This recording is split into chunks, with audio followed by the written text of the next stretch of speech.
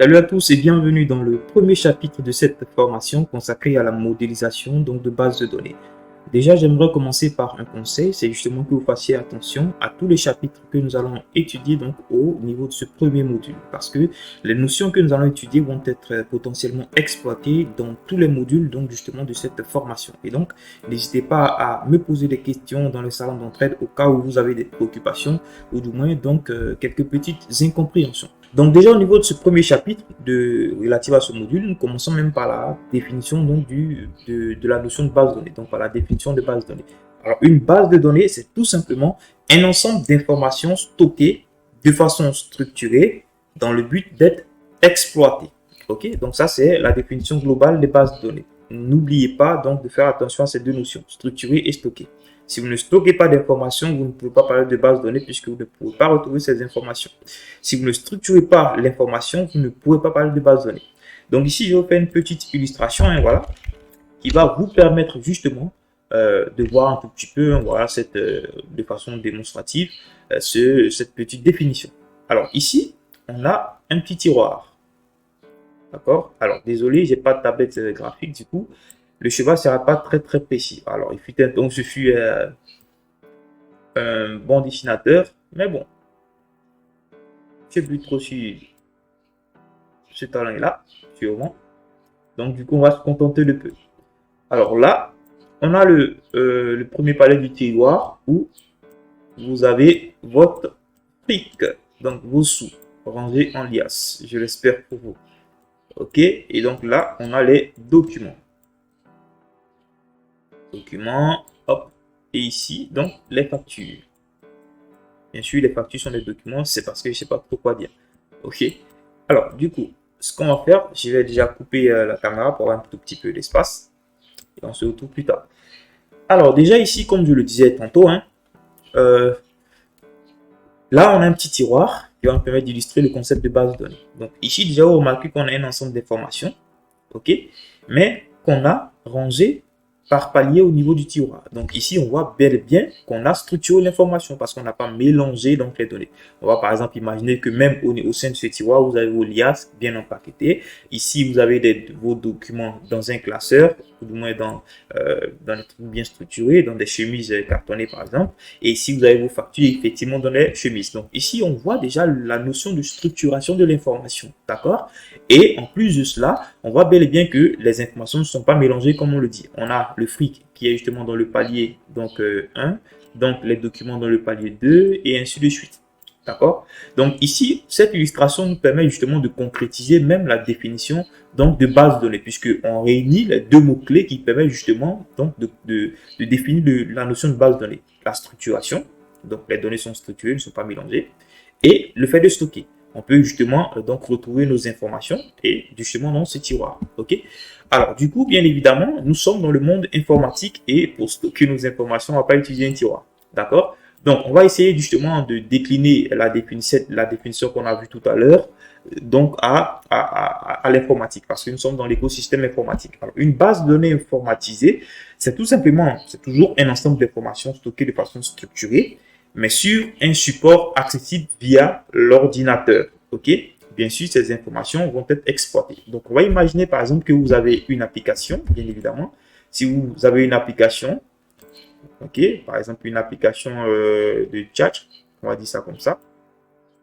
Ok, vous avez une application bon, de chat, les messages, et ainsi de suite. Ah, désolé, alors, on va imaginer ça. Bien évidemment, les messages, vous allez les stocker au sein d'une base de données informatisée et non pas dans un tiroir parce qu'après, ça sera compliqué de retrouver vos informations. Donc, j'espère que vous comprenez le concept. Du coup, ici, l'application va sûrement accéder donc à une base de données qui stocke les informations, par exemple, sur un serveur ou sur un disque dur. Donc, le support de stockage ici en question, ça peut être justement, comme je le disais, un disque dur, une clé USB, un DVD et n'importe quoi, justement, qui, dans la mesure où cela, c'est un support ou un périphérique de stockage qui est accessible via l'ordinateur. Donc, j'espère que vous comprenez justement la déclinaison de la définition donc, de base de données au monde de l'informatique. Ok, donc bien évidemment là on voit un tout petit peu une différence, même si à la base la définition donc se base sur des mêmes principes. On stocke toujours l'information, on structure toujours l'information. Alors ici, d'une part, on a des bases de données, bien évidemment, je peux dire non informatisées.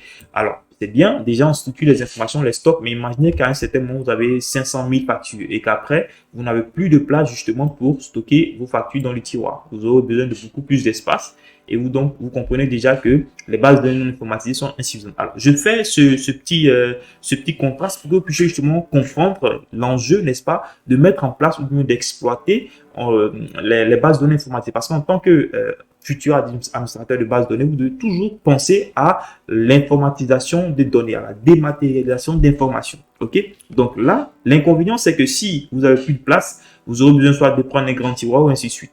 Vous avez la possibilité, par exemple, de perdre vos données. Et si, par exemple, vous stockez vos factures là, imaginez que vous avez 1500 factures et que vous séchez une facture, par exemple, d'une date spécifique. Vous allez vous mettre à feuilleter les informations, donc vous perdez du temps. L'avantage ici des bases de données informatisées, c'est quoi? C'est que, on peut stocker de plus grandes quantités d'informations, puisqu'on a des supports de stockage aujourd'hui qui sont très, très puissants. OK? On a des supports de stockage qui partent de l'ordre des pétaoctets, des téraoctets, des gigaoctets, plein de choses. D'accord? Donc ici, premier avantage, c'est qu'on peut stocker beaucoup plus d'informations grâce aux bases de données informatisées. Deuxième avantage, c'est que l'exploitation des données est automatisée.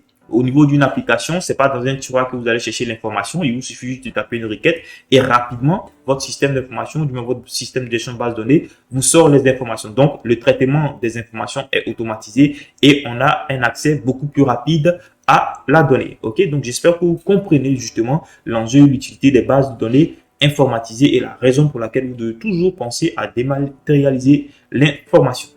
OK. Du coup, ici, vous devez savoir qu'il y a plusieurs types de bases de données. Et là, on se retrouve. Alors, on se retrouve et j'espère que vous êtes content de me voir. Moi, bien sûr. Alors, du coup, ici, comme je le disais, on a différents types de bases de données. On a déjà des bases de données dites relationnelles. Relationnelles, comme vous l'entendez. Hein, voilà, je ne vais pas forcément finir les mots parce que ça va me prendre du temps. Relationnel, des bases de données, donc NoSQL, SQL, des bases de données clés-valeurs, par exemple Redis, des bases de données orientées graphes, des bases de données orientées objets. Bon, aujourd'hui, les bases de données relationnelles tendent même à être orientées objets. On a des bases de données dites réseau, des bases de données hiérarchiques. Alors, plein de bases de données. Mais les types de bases de données les plus populaires aujourd'hui sont des bases de données relationnelles, des bases de données NoSQL, clés-valeurs et ainsi de suite. OK? Et même des bases de données graphes. On va en citer quelques-unes, ne vous inquiétez pas après. Donc, du coup, ici, comme je le disais tantôt, les bases de données le propre des bases de données, c'est de stocker l'information de façon structurée. Donc, on a plusieurs types de bases de données qui vont stocker l'information selon différentes formes de structure. Et donc, les bases de données relationnelles, par exemple, ce sont des bases de données qui structurent l'information en se basant sur les principes de l'algèbre relationnelle. On peut citer par exemple MySQL, MariaDB, Postgre, Oracle et ainsi de suite. Ok, nous aurons l'occasion justement de voir un peu plus en détail quelques-unes de ces bases de données. D'accord? Donc, j'espère que vous comprenez le principe des bases de données, l'utilité des bases de données informatisées et justement donc quelques différents types de bases de données. Donc, sur ce, moi, je vous donne rendez-vous dans le prochain chapitre où nous allons justement utiliser ou du moins étudier le concept de la notion de système de gestion de bases de données. Rendez-vous dans le prochain chapitre.